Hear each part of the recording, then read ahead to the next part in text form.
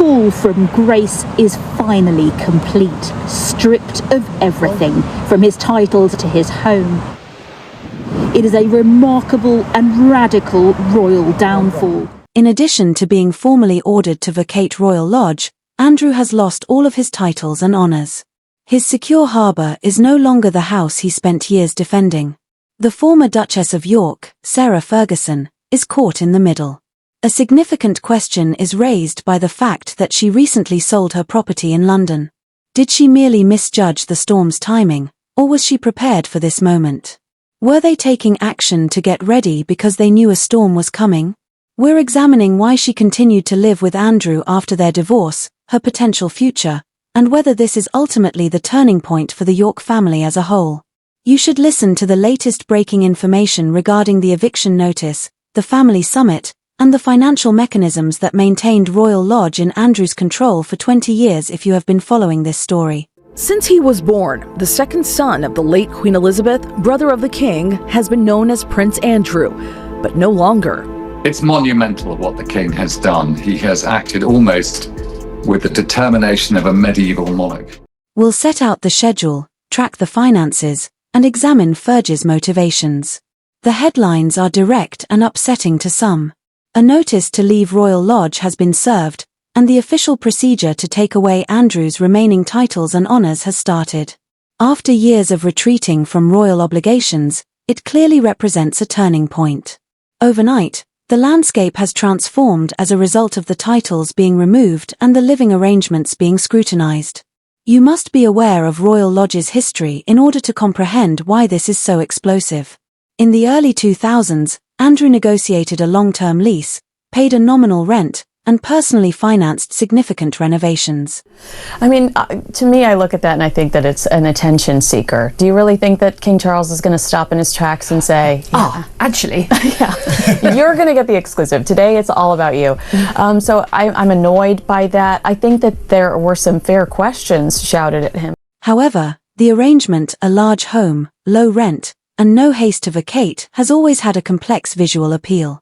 Now that the notice is in effect and the lease is under additional strain, the matter has changed from being a private arrangement to a public one. Even after their divorce was finalized decades ago, Sarah Ferguson and Andrew have remained residents of Royal Lodge, even after their children have grown up and established their own families. After their divorce, why did Sarah Ferguson still live with Andrew? The quick answer appears to be a combination of lifestyle, family relationships, and practicality. Royal Lodge provided space, privacy, and security for their kids and grandkids. Additionally, it provided a degree of dignity and status that was unmatched by a traditional home. It's a much bigger, darker story than just who's going to live where. And if you have read the book written by Andrew Lowney called Entitled, he goes through, he put 4 years of work into this. He's meticulous in his research.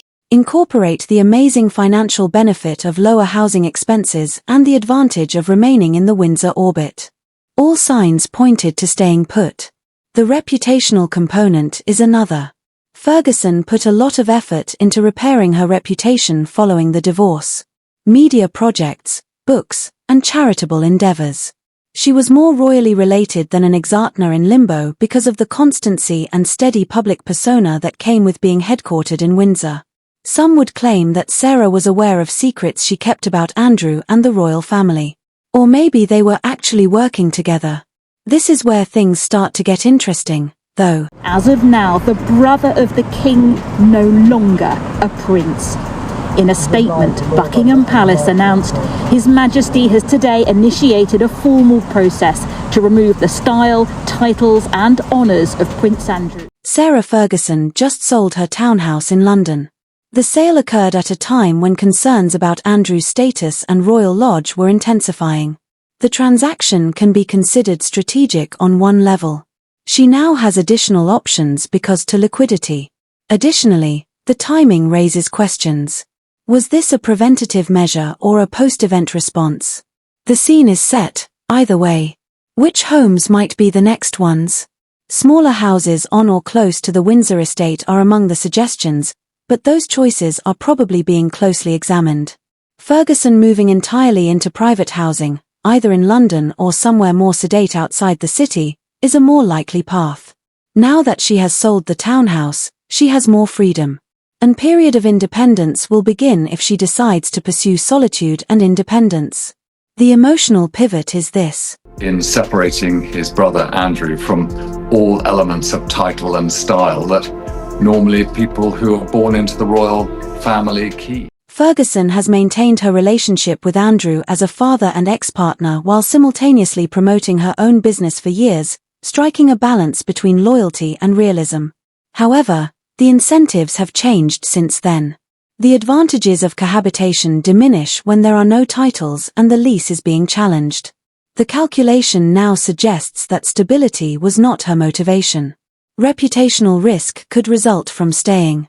It might be liberating to leave. Royal Lodge provided financial advantage, luxury, and status. There were useful advantages to remaining by Andrew's side long after the divorce.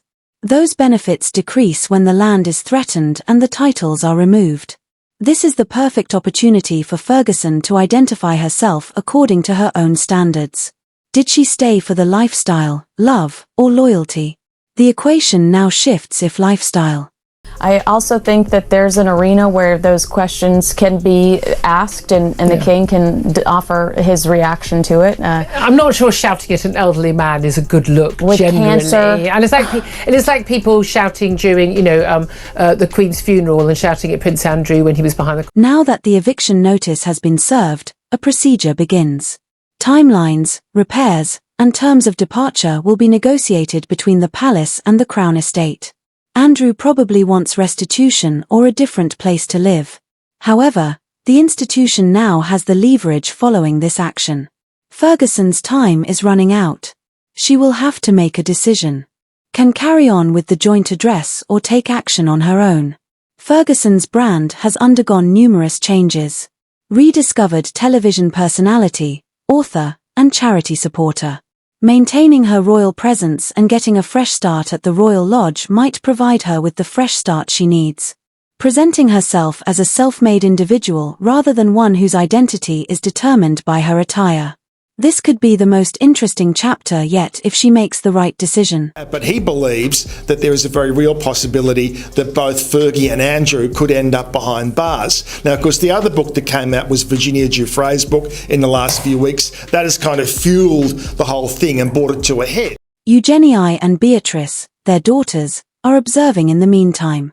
They have their own careers, children, and public lives. According to reports, the speed at which things happened caught them off guard. The public and media will pay close attention to anything that seems like preferential treatment. They might play a more subdued role today. They might even re-evaluate the meaning of the York brand. There are no more titles for Andrew. Royal Lodge is not an option.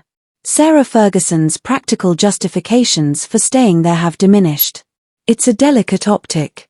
Now is the time to take action if she decides to become independent. Now what is Fergie supposed to do? Try to maintain an address within the Windsor orbit or relocate to a private London base and draw a line. Tell me where and why you think she will land in the comments section. To ensure you don't miss what comes next, press subscribe and enable notifications if you liked this in-depth look at the most recent developments.